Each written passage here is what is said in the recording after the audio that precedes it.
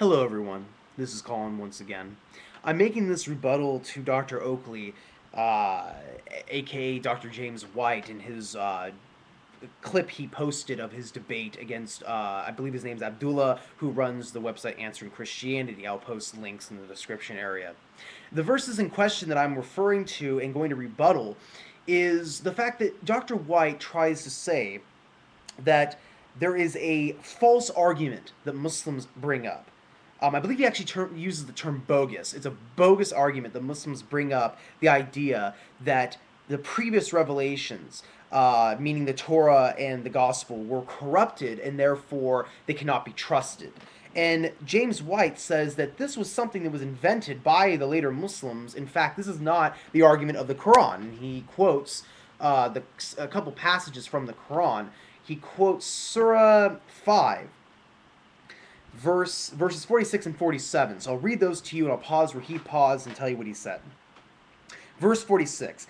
And in their footsteps we sent Jesus, the son of Mary, confirming the law that had come before him. Let me pause, because Dr. White here pauses himself, and he says that if Jesus confirmed what came before him, we know what he was confirming because we have the Dead Sea Scrolls. And because we have the Dead Sea Scrolls, we know that those are truth because they were around during the time of Jesus and they were prelude to Jesus' time. And so therefore we know that what he was confirming is the Old Testament. But Dr. White is forgetting something very important. Muslims do not believe, as an article of faith, in the Dead Sea Scrolls. They don't believe in the Old Testament, what makes up the old canonized Old Testament of the Hebrew Scriptures. What they believe in is the Law of Moses, which is called the Torah. In fact, you read it yourself, Dr. White. You said the law. And in Arabic, it's Torat, Torah. Okay, so it is saying that Jesus confirmed the Torah, not the Old Testament, not the Dead Sea Scrolls. Continuing on with the verse, we sent him the gospel. The gospel therein was guidance and light and confirmation of the law that came before him, a guidance and admonition to those who fear Allah. Let the people of the gospel judge by what Allah hath revealed therein. If any do fail to judge by the light of what Allah hath revealed, they are no better than those who rebel. So Dr. White brings up an interesting point, and a good point, I'll admit. He says, how can the people of the gospel judge by what Allah hath revealed if what Allah hath revealed is corrupted? And he says, how could the Christians during the time of Muhammad judge by what Allah hath revealed if it is corrupt?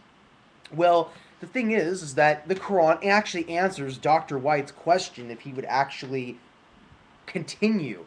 See, in verse 44, which precedes two verses by what he just quoted in his debate, it mentions Moses was revealed. It says, it was we who revealed the law of Moses therein, was guidance and light, but by its standard have been judged the Jews by the prophets who bestowed as in Islam to Allah's will, by the rabbis and the doctors of law, for to them was entrusted the protection of Allah's book, and they were witness thereto. Therefore fear not men, but fear me, and sell not my signs for a miserable price. If any do fail to judge by the light of what Allah hath revealed, they are no better than the unbelievers. Now, so that's to saying that the same thing happened with the Jews. The Jews, a prophet revealed a revelation. They were entrusted by it. They should judge by its truthfulness. If they fail in that, they are unbelievers. Same for the Christians. Now, this understanding is groups of people that were before the Muslims, before the time of Muhammad. Now, why do I know this? Because verse 48 says it. Verse 48 says, to thee, meaning Muhammad, we sent the scripture, meaning the Quran, in truth, confirming the scripture that came before it and guarding it in safety. So judge between them by what Allah hath revealed, and follow not their vain desires, diverging from the truth that hath come to thee. To each among you have we prescribed a law and an open way. If Allah has so willed, he would have made you a single people. But his plan is to test you in what he hath given you. So strive as in a race in all virtues. The goal of you all is to Allah. It is he that will show you the truth of the matter in which ye dispute. So this is what he is saying here. God is saying in the Quran that yes, there were other revelations that were sent to groups of people by certain prophets. But according to other places in the Quran, there are passages that say that there are men among the people of the book who write scripture and say this is from Allah, but they are lying. It's not from Allah, it's from their own hands. So again, this concept of man tampering with God's revelation is actually in the Quran, Dr. White. This is not something that Muslims later on developed, and this is actually an argument that the Quran itself does present.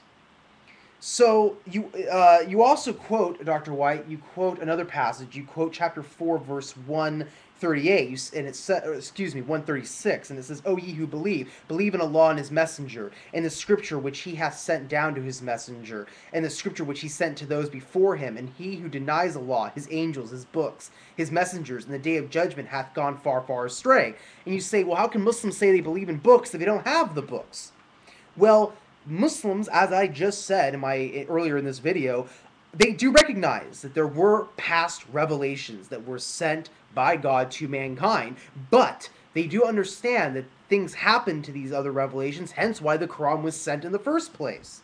It was sent to safeguard the true message from the past revelations and to be a guidance to all of mankind to the end of time, not what happened with the other revelations when they were tampered with by men and things of this nature.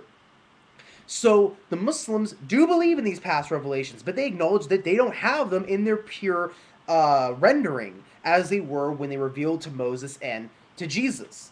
So there's nothing wrong with that passage of them believing in something that they might not have with them at the current moment in its pure form.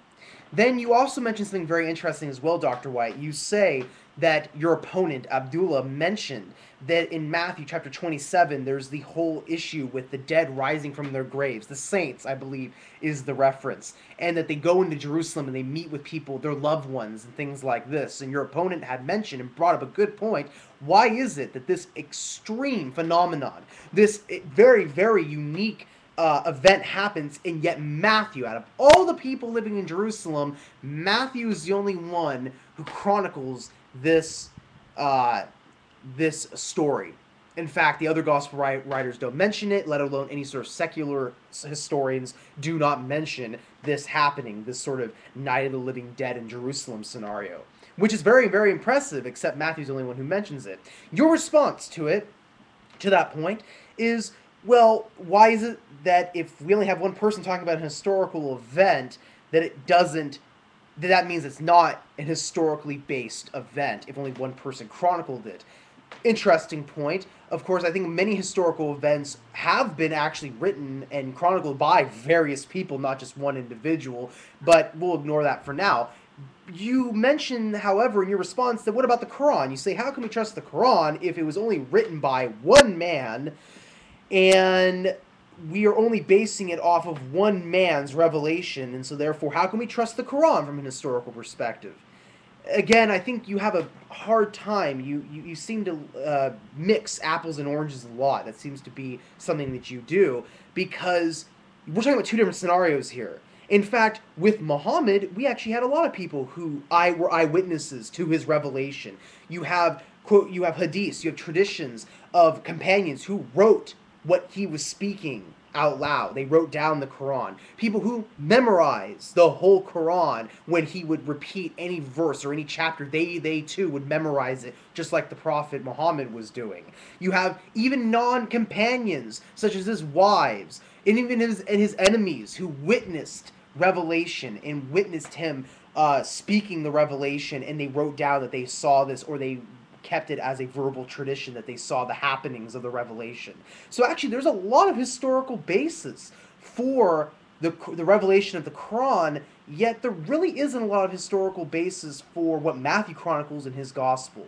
So I still think your opponent brought up a good point, that how can we trust Matthew? He's the only one out of all of Jerusalem. I mean, if I may say, and this is an extreme example, but if 9/11 happened, if the Trade Center, if the Twin Towers went down, and only one New York journalist recorded that happening, wouldn't that seem kind of odd to just any average reader? Yet Matthew is the only one that chronicles these people coming back to life, people who were presumed dead and actually speaking with their loved ones. I don't know. But anyway, thank you for watching this video. Hope it was interesting. Peace be with you all.